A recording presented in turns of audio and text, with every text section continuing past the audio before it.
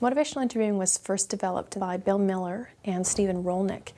And more recently, there is research that's shown the efficacy of using motivational interviewing interventions with women who are at risk of having an alcohol-exposed pregnancy.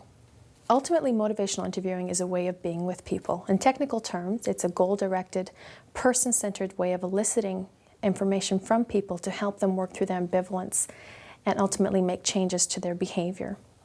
Now, ambivalence is really at the core of behavior change and is such a normal experience for all of us in our everyday lives.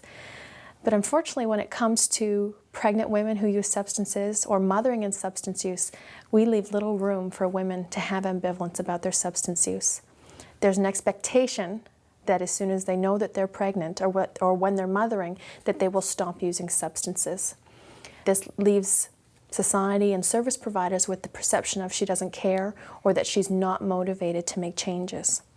When really we need to be thinking about a different approach, and rather than seeing her as not motivated, think about for what is she motivated. It's very important for service providers to understand the spirit of motivational interviewing. It's one thing to know what sort of questions to ask, but if you don't have the true essence behind the work, the spirit of it, it won't come out the same way, and the impact will not be the same when working with people. So there's three key components that make up the spirit of motivational interviewing. The first is collaboration, the second, evocation, and the third, respect for autonomy. So when I say collaboration, it's really thinking about you're walking with her. You're not pushing her, you're not pulling her. She ultimately chooses the path, and you guide her along that path. When we think about evoking the information from the woman, there's underlying assumption or belief that she has that knowledge within her. So we are, as service providers, working to draw that out from her. So want to evoke the reasons for change from her versus telling her why and what she needs to do. The third component of the spirit of motivational interviewing is respect for autonomy. This can be a really tough one for service providers. We have what motivational interviewing recognizes or calls the righting reflex, the desire to make things better, to help guide her down the right path. So it can be really hard when you're working with someone to take that step back and respect her autonomy. Absolutely, service providers play a role in supporting her to make the changes, but ultimately the changes are made by the woman herself, and service providers cannot make her make those changes. So it's sometimes a very hard one to sit with. There are four main principles of motivational interviewing. 1, express empathy. 2, develop discrepancy. 3, roll with resistance. And 4, support self-efficacy.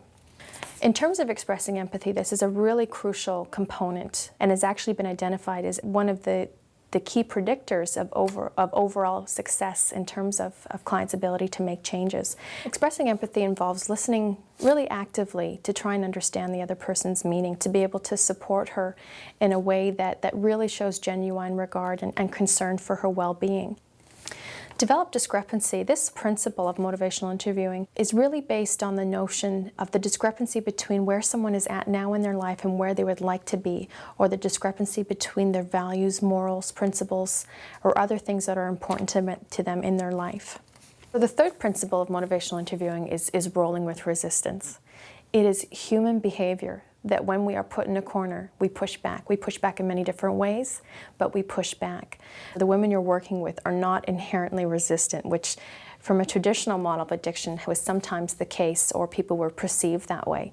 Resistance ultimately evolves from the interaction between people. So it's a really good marker in terms of clinical work with someone that you're heading down the wrong path. So when we think about roll with resistance, we really need to keep in mind that the most effective approach when working with people is a non-judgmental approach. The analogy of dancing versus wrestling is also used in motivational interviewing, which I think gives a really great image in terms of, you know, when you're dancing with someone is taking a subtle lead, and that is you as the service provider. And finally, support self-efficacy. This is her belief that things can be different, that she does have it within her to make changes in her life. And there will be times when she doesn't have that feeling, when she does feel hopeless, when she does feel like things can't be different. But you as a service provider play a really important role, almost in a way of holding that hope for her until she comes to that place where she can see it as well. One basic set of client-centered skills that is used with motivational interviewing is called OARS. O as in open-ended questions, A, affirm, R, reflective listening, and S, summarize.